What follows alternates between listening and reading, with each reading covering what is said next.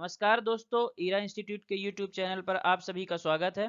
मैं शिवांक मिश्रा केमिस्ट्री के 4th lecture के साथ आप सभी के सामने उपस्थित हूँ। केमिस्ट्री जो कि हमारे एमपीपीएससी में प्रीलिम्स में यूनिट 7th एवं मेंस में 3rd पेपर की 2nd यूनिट में पढ़ाया जाता है, उस पर हम चर्चा करेंगे। तो सबसे पहले सिलेबस देख लेते हैं। जैसा कि सिलेबस में हमने फर्स्ट चैप्टर एलिमेंट कंपाउंड और मिक्सचर को कंप्लीट कर लिया है। यहाँ हम सेकंड चैप्टर में अभी धातुओं को पढ़ रहे थे, धातु अधातु, पीरियोडिक टेबल, पीरियोडिसिटी ये कंप्लीट हो चुका था। तो धातु अधातु पर चर्चा कर रहे थे। तो आज का हमारा टॉपिक क्या होगा? हमारा आज का टॉपिक है मेटल्स एंड देयर एक्सट्रैक्शन, अर्थात धातु एवं उनका निष्कर्षण। आवर्त सारणी में तत्वों को उनके गुणधर्मों के आधार पर धातु, उपधातु और अधातु में वर्गीकृत किया गया था, अर्थात metal, non metals and semi metal या मेटलॉइड्स। तो भौतिक गुणधर्मों की अपेक्षा जो रासायनिक गुणधर्म, केमिकल प्रॉपर्टीज जो थी, तो फिजिकल प्रॉपर्टीज की अपेक्षा में ज्यादा स्पष्ट रूप से धातु अधातु का वर्गीकरण करती हैं, क्योंकि भौतिक गुणधर्म जो हैं तो उनके आधार पर वर्गीकरण करने में कई अपवाद हमको मिल जाते हैं। तो आज पहले हम इनके भौतिक गुणधर्मों को यानी फिजिकल प्रॉपर्टीज को देख लेते हैं और उसके बाद केमिकल प्रॉपर्टीज पर चलते हैं। Physical properties of metal. तो भौतिक गुण में पहला आता है धात्विक चमक या मेटेलिक लस्टर। धातुएं अपने शुद्ध रूप में ज्यादा चमकदार दिखाई देती हैं। और दूसरा है कठोरता या हार्डनेस। धातुएं सामान्यतः कठोर होती हैं। प्रत्येक धातु की कठोरता अलग अलग होती है, परंतु कुछ धातुएं जैसे कि क्षारीय धातुएं, लिथियम, सोडियम, पोटेशियम, ये सब इतनी मुलायम होती हैं कि इन्हें चाकू से भी काटा जा सकता है। और मरकरी जो होती है तो रूम टेम्परेचर पर लिक्विड स्टेट में पाई जाती है। किस स्टेट में पाई जाती है? लिक्विड स्टेट में हमेशा पाई जाती है, रूम टेम्परेचर पर भी। ठीक है। तो इस तरह से यहाँ पर इस फिजिकल प्रॉपर्टी में कई अपवाद हमको मिल जाते हैं, किसमें?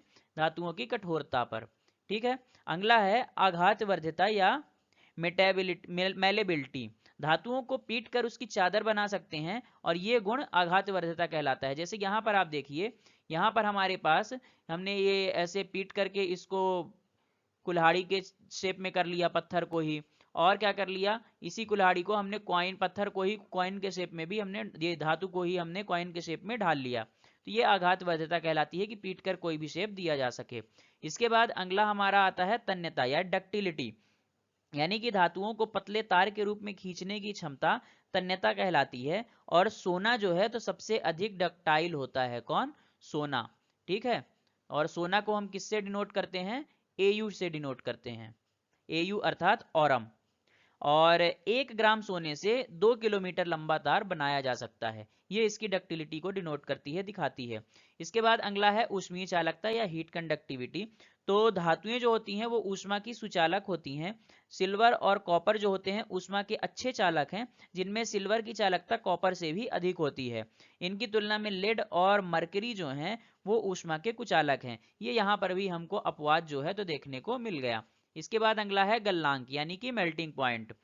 तो धातुओं का गलनांक जो होता है उच्च होता है, यानी बहुत अधिक टेम्परेचर पर ये गलती हैं यानी पिघलती हैं। लेकिन गैलियम और सीजियम धातुओं का गलनांक बहुत ही कम होता है।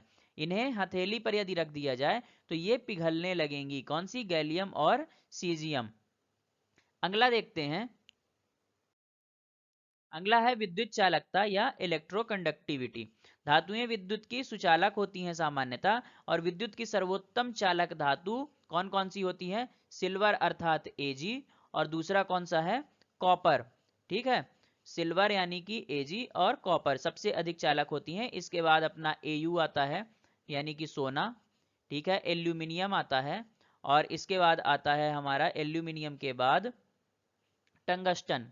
ठीक है। टंगस्टन यानी कि W, वोल्फ्रॉम होता है, इसलिए इसको W कहते हैं। यहां पर आप जरा देखेंगे कि सोडियम हो गया, सोडियम को हम Na से डिनोट कर रहे हैं।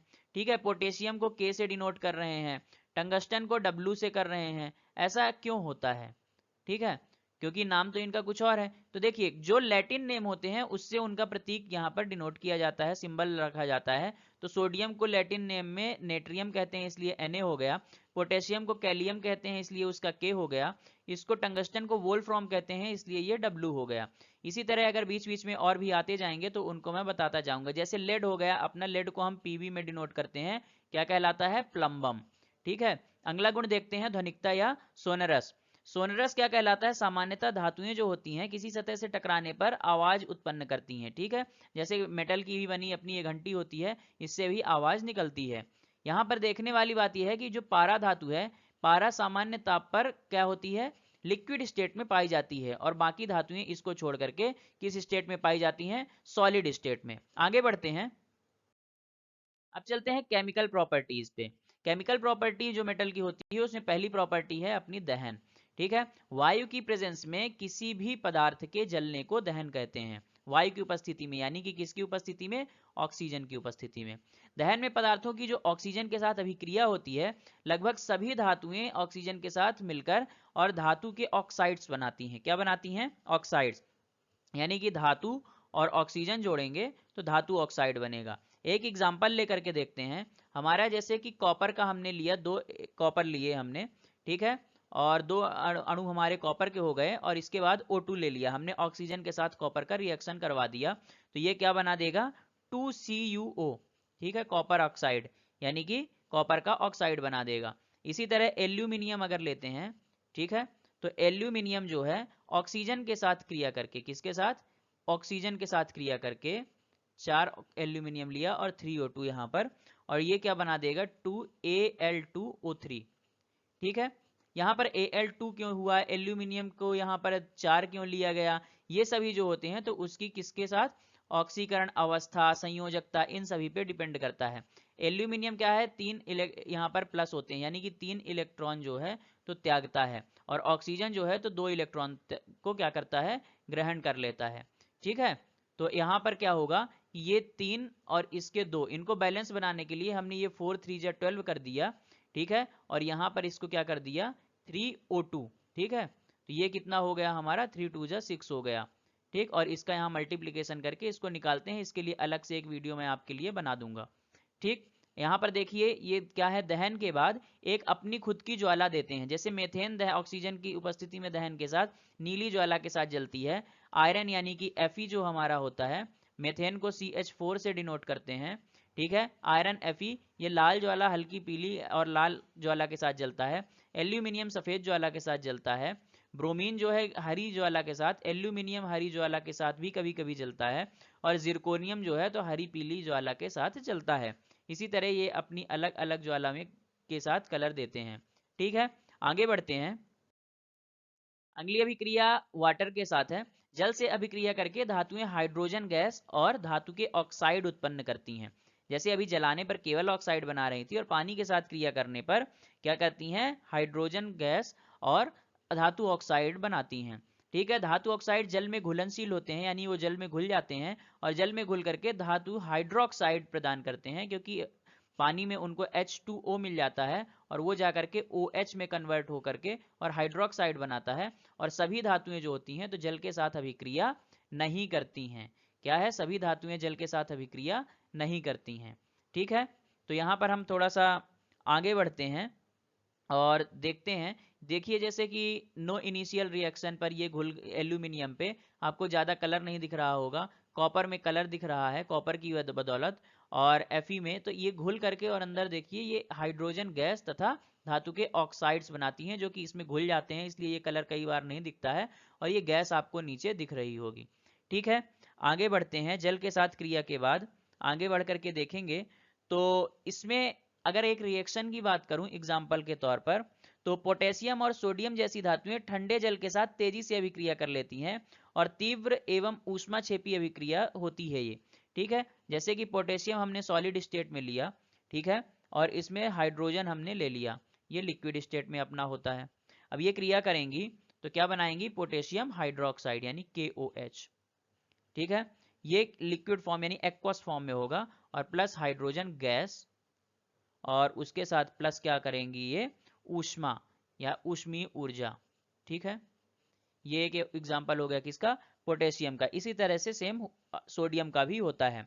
फिर पानी के साथ क्रिया करके जो कैल्शियम थोड़ा सा धीमी रिएक्शन कर देता है, यानी इसकी रिएक्शन थोड़ी धीमी होती है, और जो हाइड्रोजन को प्रज्वलित करने के लिए जो इनकी ऊष्मा निकलती है बहुत कम होती है, इसलिए जलते नहीं हैं, ठीक है।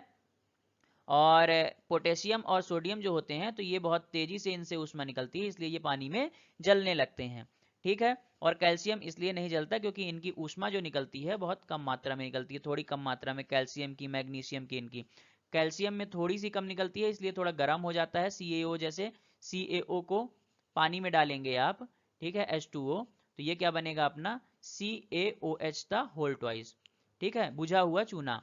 ठीक, ये बिना बुझा चूना और ये बुझा हुआ चूना, तो ये थोड़ा सा गर्म होता है, ठीक है। और मैग्नीशियम बहुत कम देता है, तो इसलिए उसमें कोई रिएक्शन ज्यादातर नहीं दिखती है जलने की। आगे बढ़ते हैं। एल्यूमिनियम, जिंक जैसी धातुएं ना तो ठंडे जल के साथ रिएक्शन करेंगी और ना ही गर्म जल के साथ, केवल ये भाप के साथ रिएक्शन करती हैं और धातु ऑक्साइड और हाइड्रोजन प्रदान करती हैं। वहीं लेड, कॉपर, सिल्वर और गोल्ड जैसी धातुएं बिल्कुल भी रिएक्शन नहीं करती हैं पानी के साथ। कौन कौन सी? लेड Pb हो गया, कॉपर हो गया, और गोल्ड हो गया Au, और सिल्वर Ag। ठीक है, आगे बढ़ते हैं। अम्लों के साथ अभिक्रिया। धातुएं अम्ल के साथ अभिक्रिया करके लवण बनाती हैं और हाइड्रोजन बनाती हैं। ठीक है, लवण यानी कि सोडियम जैसे कि अम्ल के साथ क्रिया करेगा अगर, तो धातुएं जो तनु अम्ल के साथ क्रिया करेंगी या किसी भी डाइल्यूट या फिर सांद्र अम्ल के साथ, यानी कि कौन सा, कंसंट्रेटेड एसिड के साथ, तो लवण और हाइड्रोजन बनाएंगी। जैसे नाइट्रिक अम्ल से धातुओं की अभिक्रिया में हाइड्रोजन गैस उत्सर्जित नहीं होती, क्योंकि HNO3 नाइट्रिक अम्ल एक प्रबल ऑक्सीकारक होगा, जो कि उत्पन्न हाइड्रोजन गैस को ऑक्सीकृत करके जल में क्या कर देगा, बदल देगा। क्या बना देगा नाइट्रिक अम्ल? HNO3, और हाइड्रोजन को क्या कर लेगा, ऑक्सीकृत कर लेगा। और स्वयं नाइट्रोजन के किसी भी ऑक्साइड में, किसमें, जैसे N2O हमारा हो गया, N2O हो गया, उसके अलावा NO हो गया या NO2 हो गया, NO या NO2 हो गया, तो इनमें चेंज हो जाता है। ठीक है, आगे बढ़ते हैं और यहीं पर देखते हैं कि मैग्नीशियम अगर है और मैग्नीज, ये अतितनु HNO3 के साथ रिएक्शन करके गैस उत्सर्जित करते हैं, और वहीं कॉपर जो है तो तनु हाइड्रोक्लोरिक एसिड से अभिक्रिया नहीं करता है। कॉपर का क्या है, कॉपर हमारा HCl के साथ क्रिया नहीं करेगा। ठीक है, क्रिया नहीं करेगा। तो इस तरह इनमें भी थोड़ा सा अंतर होता है। आगे बढ़ते हैं। अगला गुण है हमारा अन्य धातु लवणों के विलयन के साथ क्रिया। अन्य धातु लवण जैसे हो गए तो उनके विलयनों के साथ कैसे रिएक्शन करता है। तो अभिक्रियाशील धातुएं जो होती हैं जैसे सोडियम, पोटेशियम, ये अपने से कम अभिक्रियाशील धातु को, फॉर एग्जांपल जैसे कि मैग्नीज वगैरह, मैग्नीशियम वगैरह हो गया, तो इनको उसके यौगिक के विलयन या गलित अवस्था से विस्थापित कर देती हैं। मतलब समझते हैं, तो यहां पर क्या होता है कि अगर कोई एक धातु हमने लिया, ठीक है, और दूसरी धातु उससे कम अभिक्रियाशील है, क्या है, उससे कम अभिक्रियाशील है, तो अधिक अभिक्रियाशील धातु उसको विस्थापित कर देगी। इसको समझते हैं। यहां पर देखिए जैसे कि एक धातु है आयरन यानी कि Fe, और ये CuSO4 कॉपर सल्फेट लिखा है, इसमें हमको कॉपर मिल गया। ठीक है, आप देखिए Fe जो है, तो Fe की रिएक्टिविटी जो होती है अधिक होती है कॉपर के मुकाबले। तो Fe जो है तो कॉपर को यहाँ से क्या कर देगा, विस्थापित कर देगा। कॉपर को ये देखिए अलग कर दिया उसने और FeSO4 बना लिया। यहाँ पर सीधे समझने वाली बात ये है कि आप देखेंगे कि मान लीजिए कि कोई अगर ज्यादा पावरफुल आदमी है, वो कम पावरफुल आदमी को यानी कि गरीब को हटा करके और उसकी चीज को हड़प ले, तो इससे आप कॉन्सेप्ट समझ सकते हैं। कॉपर जैसे है तो मैग्नीशियम से अधिक ज्यादा रिएक्टिव है। ठीक है, ऐसा कुछ भी इसमें समझ में नहीं आता है। क्यों? क्योंकि कॉपर और मैग्नीशियम की रिएक्टिविटी लगभग समान होती है, कॉपर और मैग्नीशियम की लगभग समान होती है। ठीक है, तो इसलिए ज्यादा इनमें रिएक्शन कोई भी नहीं होती है और ये अनचेंज्ड हो जाते हैं, नो रिएक्शन कहलाता है। ठीक है, आगे बढ़ते हैं। धातु एवं अधातु में अभिक्रिया। ठीक, धातुओं एवं अधातुओं में अभिक्रिया। तो यहां पर देखिए कि अभिक्रियाशीलता वास्तव में संयोजकता कोश को पूर्ण करने की प्रवृत्ति है। मतलब क्या, आपने आइडल गैस सुनी होंगी, हीलियम, नियॉन, ऐसे करके, ठीक है, आर्गन, क्रिप्टॉन, जीनॉन, रेडॉन, इनके क्या है, बाह्यतम कोश के अष्टक पूरे होते हैं। 2, 8, 18, 32 के जो अष्टक होते हैं बाह्यतम कोश के, ये पूरे होते हैं। तो ये आदर्श गैस कहलाती है, ना किसी से लेना ना किसी से देना। तो किसी भी तरह की धातु होगी तो वो इलेक्ट्रॉन के त्याग करके अष्टक प्राप्त करने की, यानी कि अपना अष्टक पूरा करने की यहाँ पर मेंटेलिटी रखती है। और अधातुएं जो होती हैं तो वो इलेक्ट्रॉन को ग्रहण करके अष्टक प्राप्त करने की प्रवृत्ति रखती हैं। इसी क्रम में धातुओं द्वारा इलेक्ट्रॉन को त्यागने पर उनमें धनात्मक आवेश आ जाता है, और अधातुओं द्वारा इलेक्ट्रॉन को ग्रहण करने के कारण उनमें ऋणात्मक आवेश आ जाता है। धनावेशित धातु परमाणु और ऋणावेशित आवेशित अधातु परमाणु मजबूत स्थिर विद्युत बंध से, यानी कि किससे, विद्युत आबंधी बल से एक दूसरे से बंधे होते हैं, ठीक है, आयनिक बॉन्ड से, और आयनिक यौगिक या विद्युत संयोजी यौगिक बनाते हैं। ठीक है, इसको समझते हैं। तो इसमें आप देखेंगे सोडियम इलेक्ट्रॉन को त्यागता है, ठीक है, सोडियम ने एक इलेक्ट्रॉन को क्या कर दिया, त्याग दिया, और सोडियम Na+ बना लिया। ठीक है, सोडियम का एटॉमिक नंबर देखिए 2 हो गया। ठीक है, अर्थात अगर Na का लिखें हम तो यहाँ पर इसमें 2 इलेक्ट्रॉन होंगे। ठीक है, और इस तरह से कुछ इसके इलेक्ट्रॉन जो होते हैं तो उनका कन्फिगुरेशन होता है। ठीक, और यहाँ पर कितने इलेक्ट्रॉन होंगे, 8 होंगे, 1 2 3 4 5 6 7 और 8। ठीक है, ये 10 हो गए टोटल, है ना, 10 इलेक्ट्रॉन ये हो गए, और एक बाहर होता है। एक इलेक्ट्रॉन को अगर ये छोड़ दे तो यहाँ पर ये देखिए इसका अष्टक पूरा माना जाएगा, तो इसलिए ये एक इलेक्ट्रॉन को त्याग देता है। क्या कर देता है, एक इलेक्ट्रॉन को त्याग देता है, और यहाँ पर इसके ये 2 इलेक्ट्रॉन हो गए, और यहाँ पर कितने इलेक्ट्रॉन हो जाएंगे, 8 इलेक्ट्रॉन, और ये इसका Na+ का अष्टक हमको पूरा मिल गया। वहीं पर क्लोरीन का क्या होता है, क्लोरीन के बाह्यतम कोश में जो होते हैं तो 7 इलेक्ट्रॉन होते हैं। कितने इलेक्ट्रॉन होते हैं, 7 इलेक्ट्रॉन होते हैं, 5 6 7। तो वो एक इलेक्ट्रॉन को उसको चाहिए, तो यही इलेक्ट्रॉन जो त्यागता है सोडियम, उसी को क्या कर लेता है, क्लोरीन ले लेता है।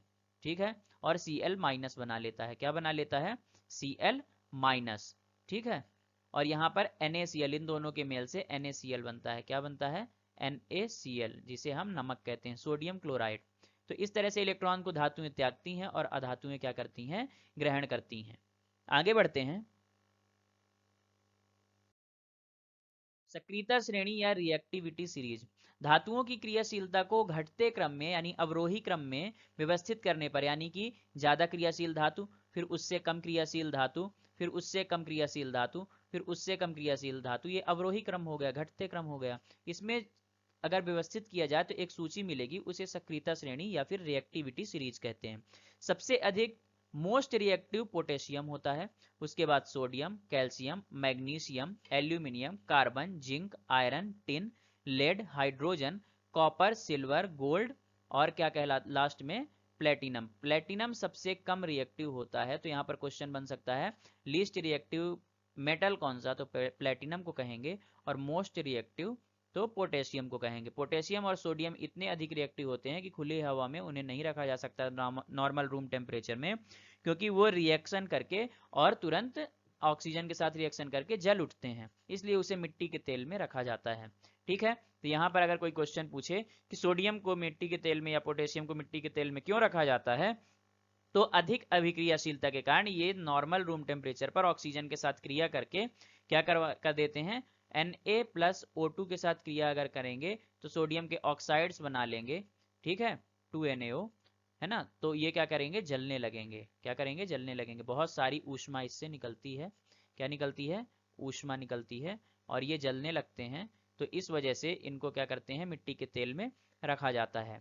ठीक है, तो ये एक क्वेश्चन आंसर हो गया। अब यहाँ पर आप देखेंगे इनको कुछ लेवल्स में हम बांट देंगे। क्या कर देंगे, लेवल्स में। निम्न अभिक्रियाशील धातुएं कुछ ले लेंगे, बीच में मध्यम अभिक्रियाशील धातुएं, और ये ऊपर क्या करेंगे, अति अभिक्रियाशील धातुएं, और इसके आधार पर हम थोड़ा सा यहाँ पर स्टडी करेंगे। पहले आती हैं निम्न अभिक्रियाशील धातुएं। सक्रियता श्रेणी में जो नीचे आती हैं धातुएं सबसे कम अभिक्रियाशील, प्राकृतिक रूप से स्वतंत्र पाई जाती हैं, ज्यादा रिएक्शन नहीं करती हैं, जैसे गोल्ड हो गया यानी कि Au, सिल्वर अर्थात Ag, और प्लेटिनम Pt हो गया। ठीक है, कॉपर Cu हो गया। ये लीस्ट अभिक्रियाशील धातुएं होती हैं। ठीक है, निम्न अभिक्रियाशील धातुएं। आगे चलते हैं, मध्यम अभिक्रियाशील धातुएं या वस्तुएं। तो अभिक्रियाशीलता की श्रेणी में जो धातुएं, मध्य की धातुएं, जैसे जिंक हो गया, आयरन हो गया, लेड हो गया, ये अभिक्रियाशीलता इनकी लगभग मध्यम क्वालिटी की होती है, ना बहुत ज्यादा ना ही बहुत कम। पृथ्वी की जो भूपर्पटी होती है उसमें मुख्यतः ऑक्साइड्स के रूप में, सल्फाइड्स के रूप में या कार्बोनेट के रूप में पाई जाती हैं। ऑक्सीजन की बहुत ज्यादा अभिक्रियाशीलता के कारण कई धातुओं के अयस्क जो होते हैं तो कैसे होते हैं, ऑक्साइड ही होते हैं, मतलब ज्यादातर ऑक्साइड पाए जाते हैं, सल्फाइड और कार्बोनेट भी पाए जाते हैं। जैसे आप देखेंगे मध्यम अभिक्रियाशील धातुओं में ही हमारा पहला एग्जांपल अगर जिंक को ले लें, जिंक ऑक्साइड्स के रूप में, ZnO के रूप में, सल्फाइड के रूप में और कार्बोनेट के रूप में पाया जाता है। वहीं iron iron oxide, iron sulphide, iron carbonate इस रूप में पाया जाता है। लेड हो गया लेड ऑक्साइड, लेड सल्फाइड और लेड कार्बोनेट। लेड का सल्फाइड जो होगा तो सिंदूर कहलाएगा। क्या कहलाता है? सिंदूर कहलाता है। तो अगर आपको कभी पूछे, क्वेश्चन आए कि सिंदूर का क्या है फॉर्मूला, क्या होता है, तो क्या कहलाता है? PbS। एक मिनट, सिंदूर का फॉर्मूला क्या होता है? PbS, lead sulphide. ठीक है, ये क्या है? सिंदूर। ठीक है, वैसे ये थोड़ा सा इसमें ऑक्साइड भी होता है, लेड का ऑक्साइड PbO होता है। ठीक है, ये भी सिंदूर जैसा दिखता है, लेकिन असली सिंदूर जो लगाया जाता है वो PbS होता है। बहुत ही ज्यादा ये जहरीला होता है, क्योंकि लेड एक जहरीली धातु होती है। आगे बढ़ते हैं। आगे उच्च अभिक्रियाशील धातुएं। उच्च अभिक्रियाशील धातुएं यानी कि बहुत ही ज्यादा जो लड़ने और झगड़ने के लिए उतारू रहे, बहुत ज्यादा रिएक्शन के लिए। सबसे ऊपर की धातुएं पोटेशियम, सोडियम, कैल्शियम, मैग्नीशियम और एल्यूमिनियम। मैंने बता ही दिया है कि ये बहुत स्वतंत्र रूप में नहीं पाई जा सकती, क्योंकि बहुत ज्यादा रिएक्शन करती हैं। ठीक है, नॉर्मल रूम टेम्परेचर पे पोटेशियम, सोडियम जैसी धातुएं जो होती हैं तो एकदम जल उठती हैं। इसीलिए इन्हें मिट्टी के तेल में रखा जाता है। किस में रखा जाता है? मिट्टी के तेल में। ठीक है, यानी कि केरोसिन में। और वहीं कैल्शियम जो है, तो कैल्शियम को पानी में आप डालेंगे तो एकदम से गरम गरम उसमें गैस निकलती है। इसीलिए CaO को अगर गर्म किया जाए, पानी में डाला जाए सॉरी, तो वो एकदम गर्म हो जाता है। कैसा हो जाता है? उसमें ऊष्मा जो होती है, तो हीट जो है तो बढ़ जाती है। इसी तरह मैग्नीज भी, मैग्नीशियम है और एल्यूमिनियम है। ठीक है, आगे बढ़ते हैं। धातुओं का निष्कर्षण, एक्सट्रैक्शन ऑफ मेटल। भूपर्पटी में प्राकृतिक रूप से जो मिलने वाले तत्व या यौगिक हैं, उन्हें हम खनिज कहते हैं। क्या कहते हैं? खनिज। और इन मिनरल्स में कोई भी विशेष धातु काफी ज्यादा मात्रा में पाई जा सकती है। किसी एक स्पेसिफिक मिनरल में कोई धातु, जैसे कि मान लीजिए सल्फर हो गई या सॉरी, जैसे कि सोडियम हो गई या पोटेशियम हो गई या एल्यूमिनियम हो गया, बहुत ज्यादा मात्रा में पाया जा सकता है। जैसे बॉक्साइट में कोई एक धातु ज्यादातर मात्रा में मिल जाए, तो उसे हम अयस्क या ओर कहते हैं। क्या कहते हैं? ओर। ठीक है, और अयस्क से शुद्ध धातु को प्राप्त करने पे, यानी शुद्ध रूप से, जैसे सोना और ये हो गए तो ये शुद्ध नहीं पाए जाते हैं, इन्हें हमें शुद्ध करना होता है। और इस क्रिया को निष्कर्षण कहते हैं, शुद्ध करने की क्रिया को। अगर एल्यूमिनियम हमें चाहिए तो हमको किससे निकालना होगा? कि किससे? खनिज से पहले हमको क्या निकालना होगा? अयस्क, और अयस्क से हमें शुद्ध धातु। ठीक है, खनिज से अयस्क और अयस्क से शुद्ध धातु निष्कर्षण, ये पूरी विधि कहलाती है। थोड़ा सा स्टेप्स देखें। जैसे हमारे पास अयस्क है कोई, ठीक है, अयस्क कितने तौर पे हो सकते हैं? Metals of high reactivity, metals of medium reactivity, metals of low reactivity. ठीक है, यानी कि निम्न अभिक्रियाशील धातुएं, मीडियम अभिक्रियाशील धातुएं, उच्च अभिक्रियाशील धातुएं, इनके होंगे अयस्क। ठीक है, तो अगर उच्च अभिक्रियाशील धातु का अयस्क है तो किससे होगा, निकाला जाएगा उसको? इलेक्ट्रोलिसिस ऑफ मॉल्टेन ओर। ठीक है, यानी कि गलित धातु का विद्युत अपघटन किया जाएगा और उससे हम शुद्ध क्या है, धातु को प्राप्त कर लेंगे। अगर मध्यम अभिक्रियाशील धातु है तो उससे पहले क्या प्राप्त किया जाएगा? कार्बोनेट अयस्क के रूप में हो सकता है और सल्फाइड अयस्क के रूप में हो सकता है।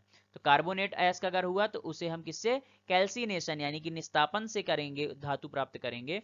और अगर सल्फाइड अयस्क हुआ तो किससे? रोस्टिंग से प्राप्त करेंगे, यानी भर्जन से प्राप्त करेंगे। किससे? भर्जन से। ठीक है, और उसके बाद जो उनके क्या प्राप्त होंगे हमें? ऑक्साइड्स। निस्तापन और भर्जन से क्या प्राप्त होंगे? ऑक्साइड्स अयस्क के, ऑक्साइड ऑफ मेटल, धातु ऑक्साइड प्राप्त होंगे। और धातु ऑक्साइड का अपचयन करवा देंगे, रिडक्शन करवा देंगे, तो क्या हो जाएगा? शुद्ध धातु हमें धातु शोधन से प्राप्त हो जाएगी। ठीक है, अब जो बहुत कम रिएक्टिव मेटल हैं, यानी कि उनके अयस्क, तो उनके अयस्क सल्फाइड अयस्क होते हैं। कौन से? सल्फाइड अयस्क होते हैं। सल्फाइड अयस्क को भी किससे? रोस्टिंग से। यहां पर आपने देखा सल्फाइड अयस्क, तो उच्च और मध्यम और लो रिएक्टिविटी में सल्फाइड अयस्क जो होंगे वो रोस्टिंग से प्राप्त होंगे, यानी भर्जन से। उसके बाद उससे धातु मिलेगी और धातु को क्या कर लेंगे? शोधित करके शुद्ध रूप में प्राप्त कर लेंगे धातु शोधन से। ठीक है, क्योंकि कुछ अशुद्धियां भी बची रह जाती हैं। आगे बढ़ते हैं। अयस्क का निष्कर्षण या समृद्धिकरण में जब देखेंगे तो अयस्कों का समृद्धिकरण, उसमें जो पाई जाने वाली कुछ अशुद्धियां, जैसे कि रेत हो गई, मिट्टी हो गई, इन सबको हम गैंग कहते हैं। क्या कहते हैं? Gang, GANGUE, gang. ठीक है, या अप अयस्क। और इनको हटाने के लिए अयस्क और गैंग के भौतिक रासायनिक गुणों पर कुछ हम क्रियाएं करते हैं। ठीक है, किस पर?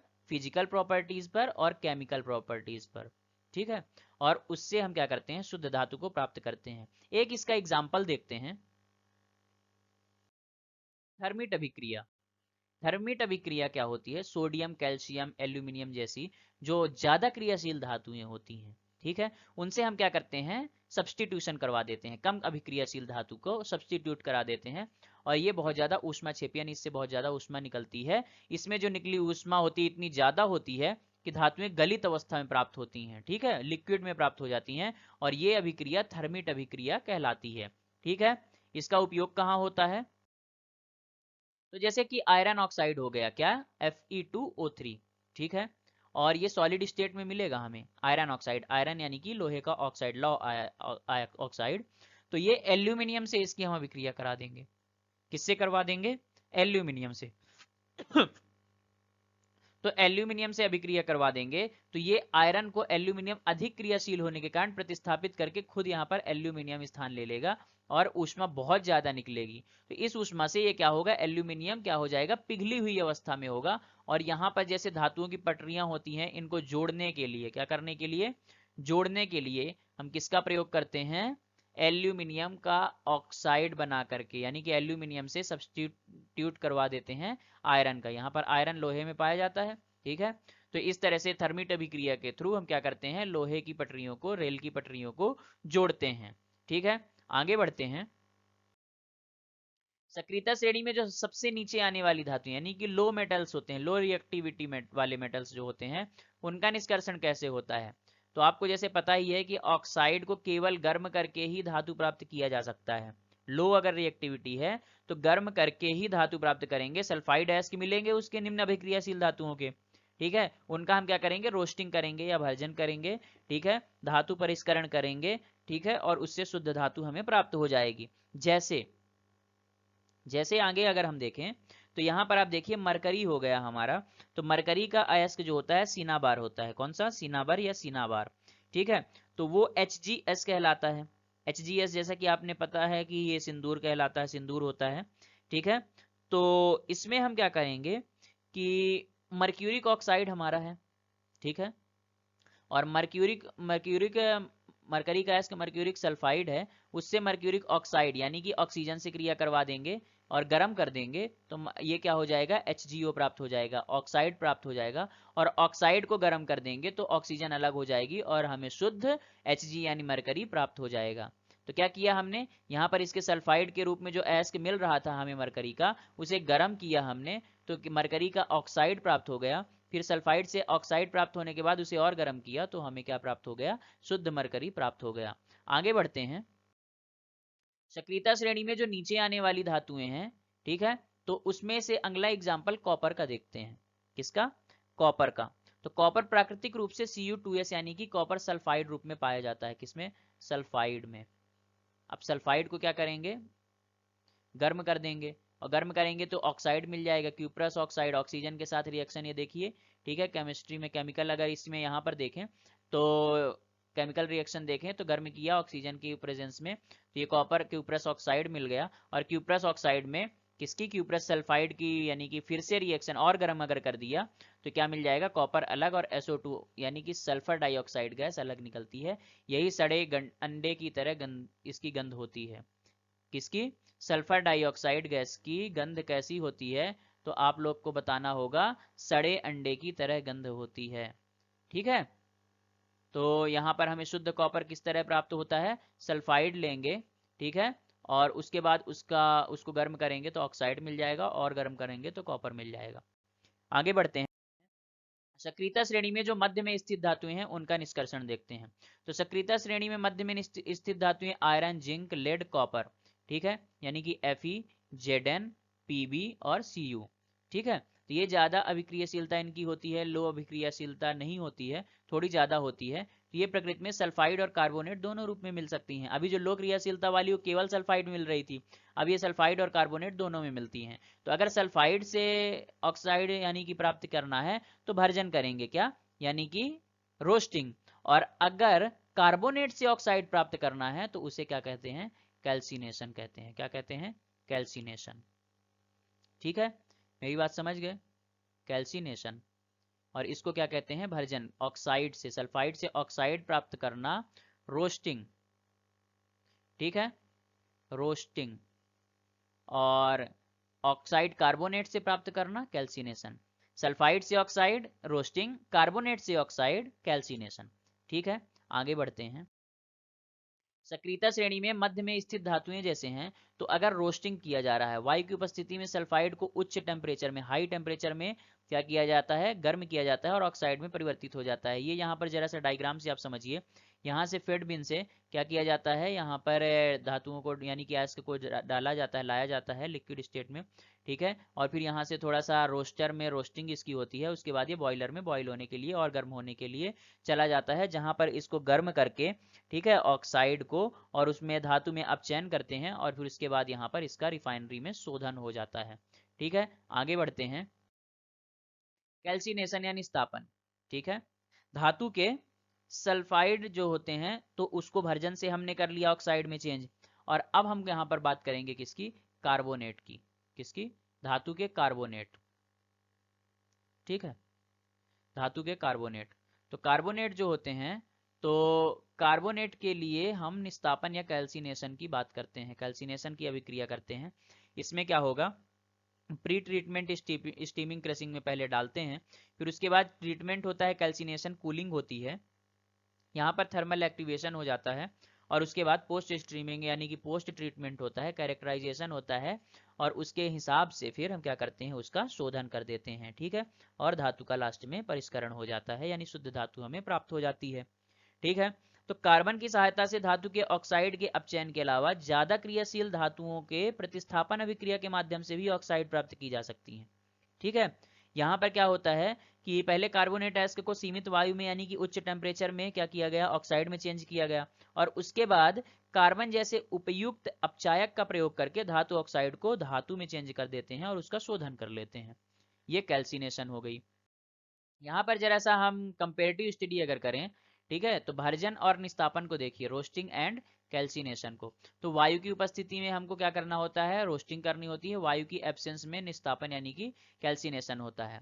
फिर किसी अयस्क के सल्फाइड का क्या किया जाता है, रोस्टिंग की जाती है या भर्जन किया जाता है, और किसी अयस्क के कार्बोनेट का क्या किया जाता है, कार्बोनेट का ऑक्साइड या हाइड्रोक्साइड अयस्क में चेंज करना निस्तापन कहलाता है या कैल्सिनेशन। फिर भर्जन जो होता है यानी कि रोस्टिंग, ये आंशिक या पूर्ण रूप से ऑक्सीकृत इसमें अयस्क हो जाता है, लेकिन इसमें पूर्ण रूप से ऑक्सीकृत नहीं होता है, किसमें, निस्तापन में।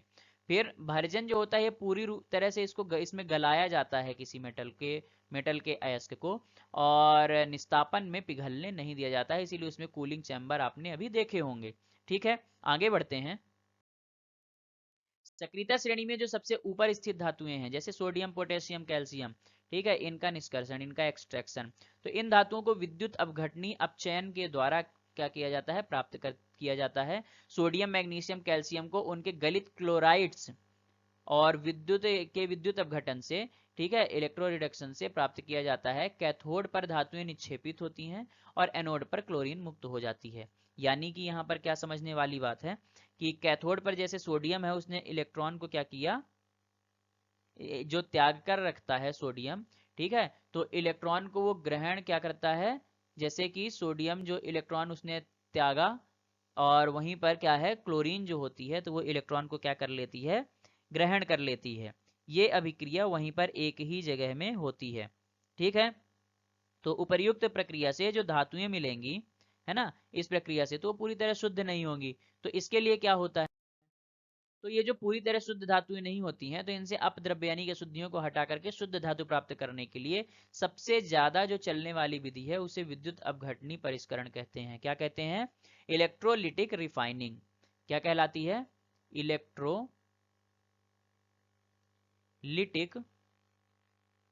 रिफाइनिंग, ठीक है।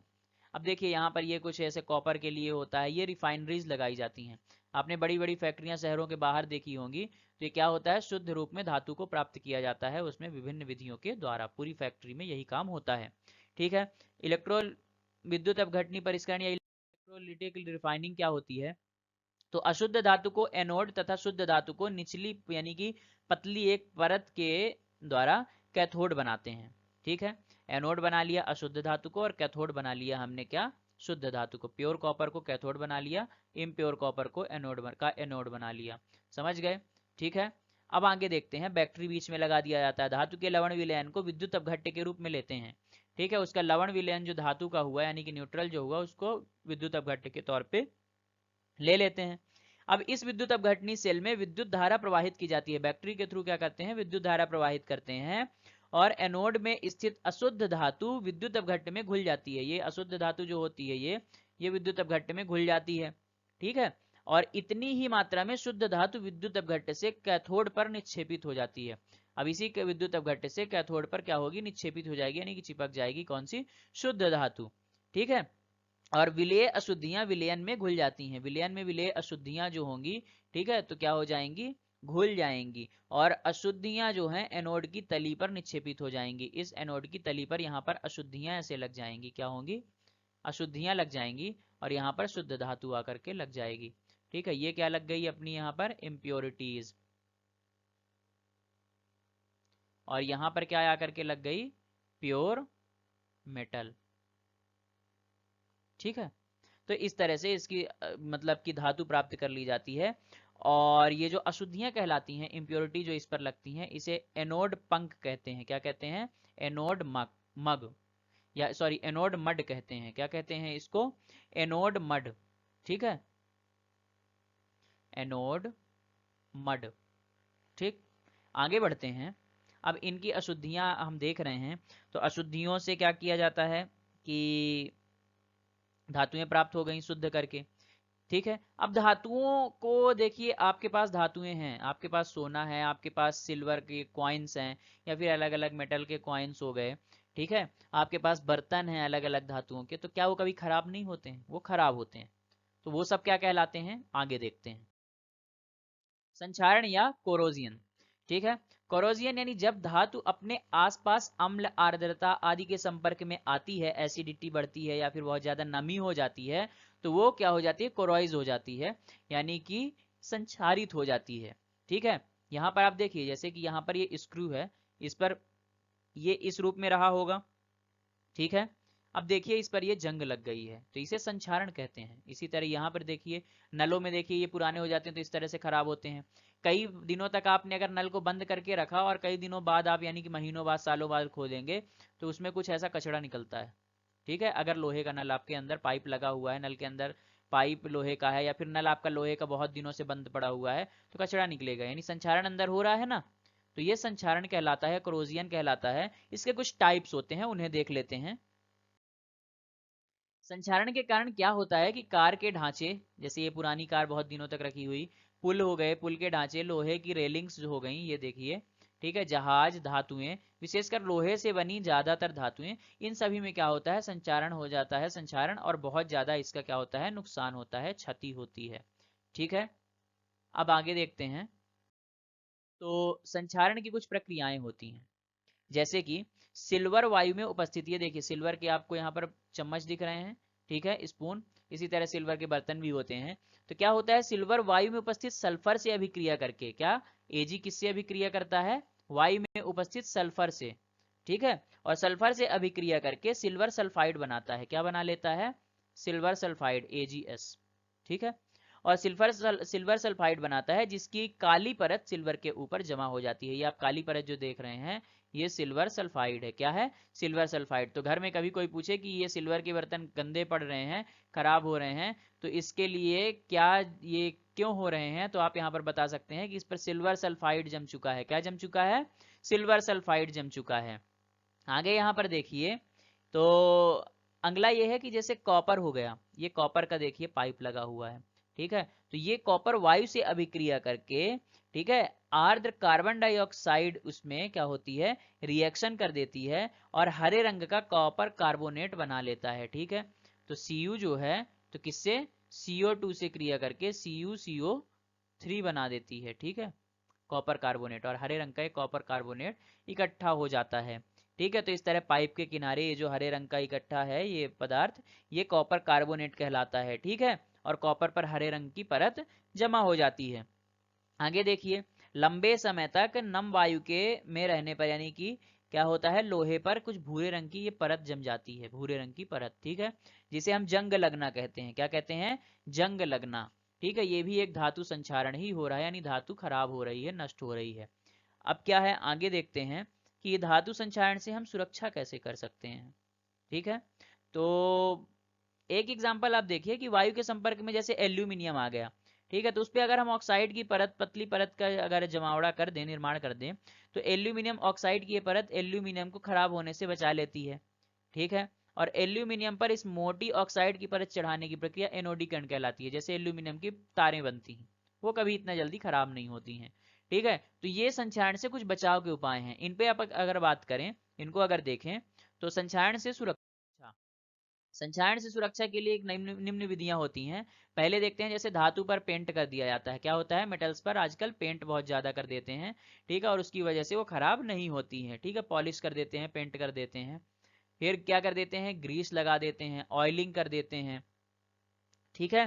तो इससे क्या होता है कि धातुओं में तेल लगा करके, ये ऑयलिंग करके, ग्रीस लगा करके, पेंट करके धातुओं के पर उनके ऊपर इस ऐसी परत चढ़ा देते हैं, ठीक है, ऑयल्स की, और उससे धातुएं खराब होने से बच जाती हैं।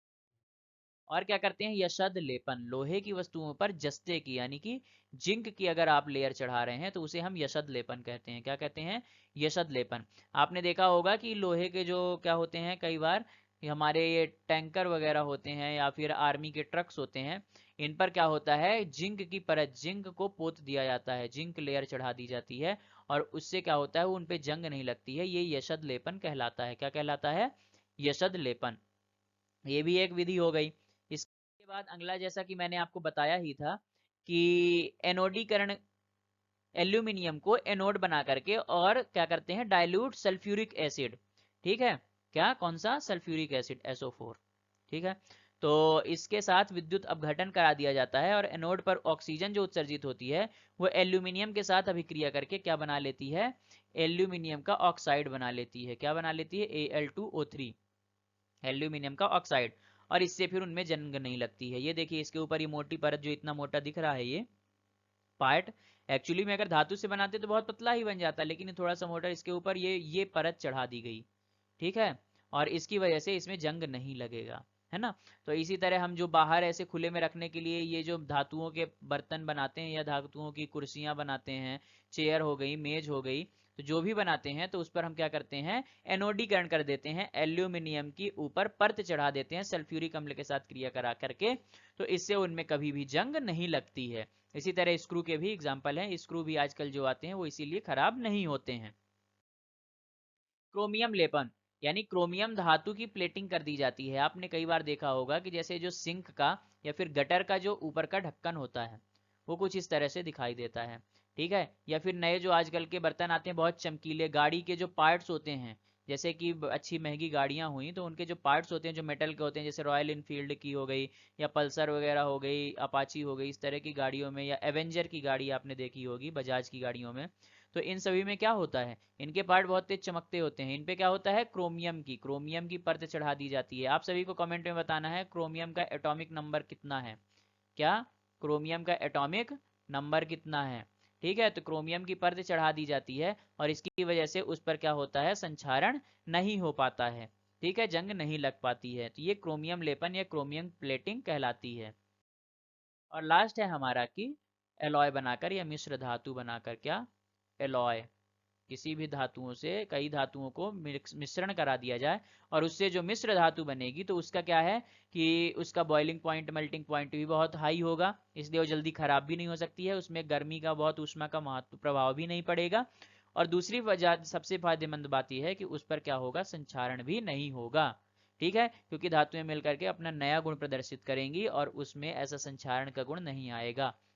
ठीक है। तो जैसे कि व्हील जो बनाए जाते हैं गाड़ियों के, या फिर पाइप वगैरह, रॉड बनाई जाती हैं, तो इसी तरह बनाई जाती हैं मिश्र धातुओं की, एलॉय की। कुछ मिश्र धातुएं देखते हैं, जैसे कि हमारा ब्रास, क्या है, ब्रास। ब्रास कॉपर और जिंक को मिला करके बनाया जाता है, और इसका उपयोग कहाँ किया जाता है, बर्तन बनाने में, किसमें, यूटेंसिल्स बनाने में।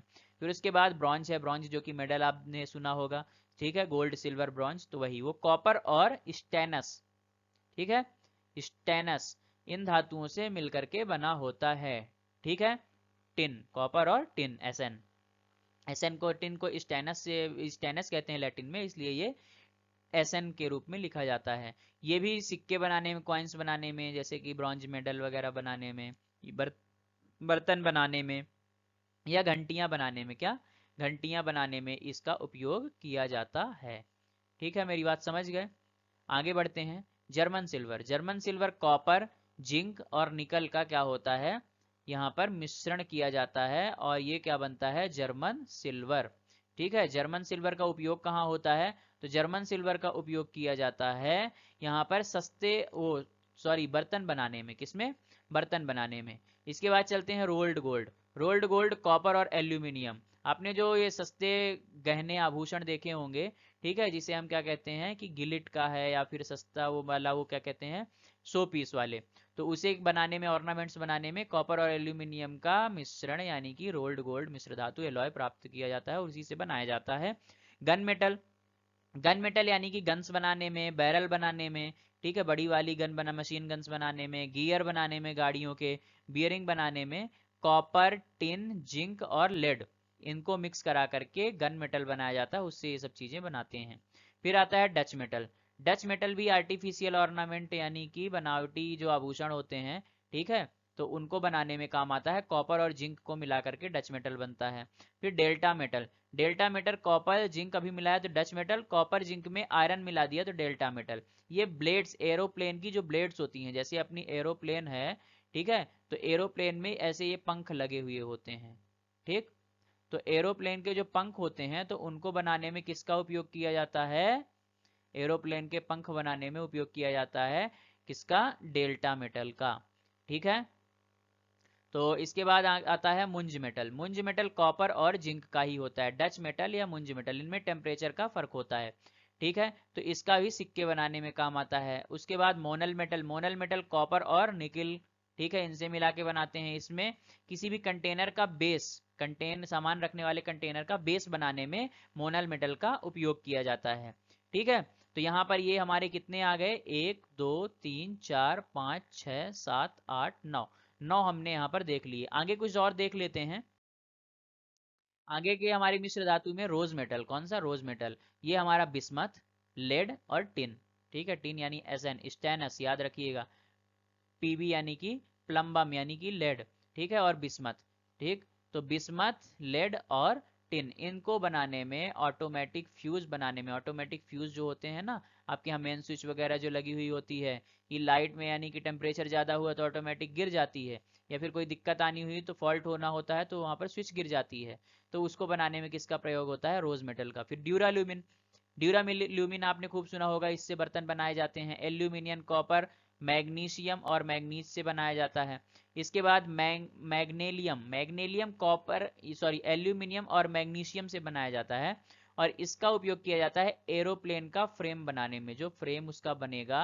ठीक है, ये तो पंख हो गए, ठीक, ये पंख बनाने में नहीं, इसका जो फ्रेमिंग होगी, क्या होगी, फ्रेमिंग जो होगी, तो ये फ्रेमिंग बनाने में किसका प्रयोग किया जाता है, एरोप्लेन में मैग्नेलियम का। इसके बाद सोल्डर, सोल्डर ये सोल्डरिंग में काम आता है, किसमें काम आता है, शोल्डरिंग, पीबी और टिन, लेड और टिन को मिला करके क्या बनाया जाता है, शोल्डर धातु।